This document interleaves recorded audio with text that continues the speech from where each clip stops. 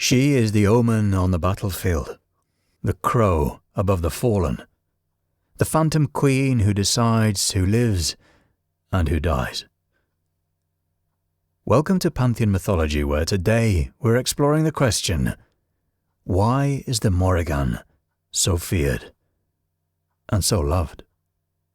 If you too want to be the omen on the battlefield, check out Pantheon Apparel, our clothing brand inspired by mythology, legends and folklore. We ship worldwide and we're rated excellent on Trustpilot.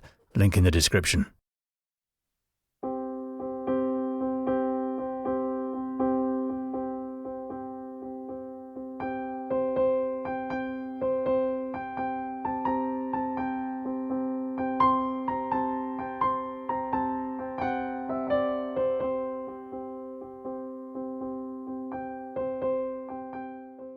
The Morrigan stands at the heart of Celtic mythology as a figure both awe-inspiring and unsettling. She is most closely tied to war, fate, death and prophecy, forces that no warrior, no king and no mortal could ever truly escape. Her name carries a sense of dread and majesty, often translated as the Phantom Queen or Great Queen, hinting at both her ghostly presence on the battlefield and her supreme authority over life and death. Yet the Morrigan is not a simple, static figure. In some stories, she appears as a single, powerful goddess who moves across the landscape of myth like a shadow over the fields of war. In others, she fractures into a trio of sisters. Bav, the crow whose scream foretells death. Maha, tied to the brutal forces of battle and sovereignty, and Nevin, who brings terror and confusion into the hearts of armies. Whether one or three, the Morrigan resists an easy understanding, her nature shifting depending on where the stories are told and who is telling them. This shifting form speaks to something older than the written myths. Some scholars believe that the Morrigan carries echoes of even more ancient goddesses, female spirits of the land, the harvest, the cycles of life and death, woven together into a single fearsome being as the mythology evolved. She may represent the survival of older Celtic beliefs, where the earth itself could bless or curse, nourish or destroy. In every version, the Morrigan is not easily contained. She is the wildness of nature, the inevitability of death, and the sovereignty of the land itself, made flesh and spirit. To encounter the Morrigan was to be marked. She was the harbinger of death, the shadow that fell across the hearts of warriors before the first sword was even drawn. Her appearance was never random. When she came, whether as a beautiful woman offering cryptic warnings or a crow circling high above the battlefield, she carried with her the certainty that blood would be spilled. To see her was to know that death had already chosen its victims. Yet the Morrigan was not simply a passive omen. She was an active force upon the battlefield, shaping the course of wars with a will entirely her own. She could bless a chosen side, weaving confusion into the ranks of their enemies, or curse even the mightiest army with terror, turning brave men into cowards. Kings rose and kingdoms fell at her whisper. No warrior, no matter how skilled or proud, could be certain of victory if the Morrigan had turned her eye against them. Her terror extended beyond the battlefield. The fear she brought was not just physical death, but something far deeper, the destruction of certainty itself. Humans cling to the illusion that through strength, strategy, or sheer force of will, they can master their fate. The Morrigan shattered that illusion. She confronted mortals with the brutal truth: death is not always earned or fair. It comes when it wills, indifferent to honor, untouched by prayers. In her presence, all ambitions seemed hollow, all defenses useless. The Morrigan's prophecies only deepened this terror. Her words were not warnings, they were declarations. Once spoken, they could not be unmade. Heroes who sought to defy her foresight did not change their fate, they hastened it. Her prophecies did not offer hope, only inevitability, a grim reminder that some forces move far beyond human understanding or resistance. When the Morrigan spoke, the future was sealed as surely as if it had already happened. Worse still was the ambiguity of her actions. She might aid a hero one day, standing beside him in battle, only to engineer his downfall when her purposes shifted. She did not act from human concepts of loyalty, kindness, or vengeance. Her motives were older, stranger, rooted in laws beyond mortal comprehension. To worship her was to love a force that could just as easily bless you as destroy you. And to fear her was to fear the raw, ungovernable power of existence itself.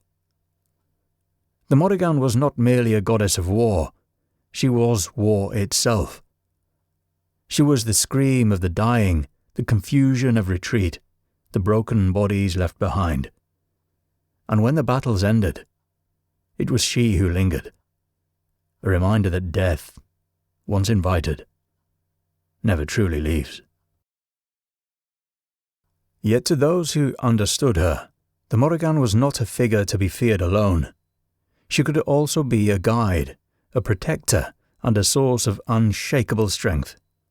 In the chaos of battle, she offered her favour to chosen warriors, granting them not only the courage to fight without fear, but the fury needed to endure when others fell. Her blessing was not given lightly. It was earned through resolve, through bravery, through a willingness to face death without flinching. Those she chose moved through the blood and fire of battle not untouched by death, but accompanied by it, shielded for a time by the force of her will. To be chosen by the Morrigan was to walk on the knife's edge between annihilation and glory, and to emerge from it as something more than mortal, something forged in blood and memory. Her influence extended beyond the battlefield. In ancient Ireland, goddesses like the Morrigan were deeply tied to the land itself, and to the very concept of sovereignty. A rightful king's legitimacy was often sealed through a symbolic union with a goddess of the land, ensuring fertility, prosperity, and peace. In some myths, it is the Morrigan who bestows this right, binding the fate of the ruler to the health of the earth. In this role, her love was not merely for individuals, but for the land and the people it sustained. To respect the Morrigan was to respect the fragile bond between ruler and soil, life and death, power and responsibility. The Morrigan was also sought for her wisdom. Though often feared for the chaos she could unleash, she was not mindless in her power. Heroes and warriors, those who understood the weight of fate, would sometimes seek her counsel before battle, hoping to glimpse the currents of destiny through her eyes. In these moments she offered not only strength, but insight, guiding those bold enough to listen through the shifting tides of war and death. Her strategic knowledge, her deep understanding of conflict and consequence, made her as much a seer as a warrior. Her connection to the wild, untamed forces of nature deepens her appeal. Through her shape-shifting into crows and ravens, she stands not apart from the natural world, but within it, a living embodiment of its relentless cycles. She represents the part of nature that is both beautiful and merciless, the storm that destroys the soil that nurtures. In her, many find a reflection of their own primal instincts, the deep awareness that life and death are not enemies, but partners in the endless dance of existence. To honour the Morrigan is to honour that wildness within, to refuse to be tamed by fear or by false promises of safety. Her voice is often linked to the prophetic and poetic traditions of ancient Ireland. She delivers her prophecies not always as commands, but sometimes as cryptic, poetic revelations, laced with symbolism and layered meaning. In a culture where the bard and the poet held sacred status, her association with prophetic poetry elevated her further, making her not only a figure of fear and power, but also a keeper of sacred truth. To those in the midst of loss, grief, or profound transformation, the Morrigan becomes more than a goddess. She becomes a guide through the night. She does not shield her followers from suffering, but walks them into it, whispering not words of comfort, but of resilience. She shows that survival is not passive, it is an act of will. In her, there is an understanding that death is not an ending, but a beginning, a necessary transition in the endless cycle of change. In the Morrigan's love, there is no false gentleness, only the fierce, undeniable promise that those who survive the darkness will rise stronger, sharper, and more certain of their own power than ever before. To understand the Morrigan is to recognize that she resists all simple definitions. In the Celtic view of the world, life and death were not opposites in conflict, but parts of a single endless cycle. Creation led to destruction. Destruction cleared the way for renewal. The Morrigan did not belong solely to the realm of death, nor did she stand only for life. She moved between them, commanding the spaces where one gave way to the other. Her power was found in those transitions, where endings and beginnings are indistinguishable. She also belongs to the deeper tradition of the divine feminine, where goddesses were not confined to roles of comfort or nurturing alone. Across ancient mythologies, female deities often held dominion over the harshest aspects of existence: sovereignty, warfare, prophecy, and death, alongside fertility and life. The Morrigan carries all these forces within her. She is the land's blessing and its curse, the life granted to a ruler and the downfall waiting beyond their last battle. To see her only as a destroyer or only as a protector is to misunderstand the very heart of her nature. She is both, and she is neither, moving beyond the simple boundaries of good and evil. This complexity can be clearly seen in the old stories. In the Collier, the epic cattle raid of Collier, the Morrigan confronts the hero Collier again and again. She offers her aid, disguised and enigmatic, only to have him spurn her.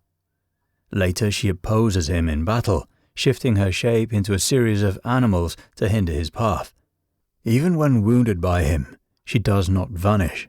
She returns to prophesy his fate, speaking of a future he cannot escape. Through her actions, she reveals herself as neither a simple ally nor a pure enemy, but a force that acts according to her own ancient and unspoken laws. Today her image continues to evolve. With modern paganism, she is often seen as a symbol of strength, transformation, and sovereignty. Yet interpretations of her vary, sometimes sparking fierce debate. Some view her as a mentor who demands growth through hardship, others as a wild and unpredictable power that must be approached with caution. Whether honoured as a guide, feared as a challenger, or embraced as both, the Morrigan remains what she always has been: a being who cannot be neatly contained, and who calls those who seek her to face truths few dare to confront. So then, why is the Morrigan so feared and so loved? Because she offers no mercy, only truth. She is life sharpened into a blade, death delivered without remorse. She raises the mighty and ruins them. Yet to those who face her without fear, she offers a power beyond survival, the power to endure, to rise, to rule themselves. In her, the forces that shape existence are laid bare, merciless and magnificent, demanding awe, respect, and a love that is born not of comfort, but of understanding.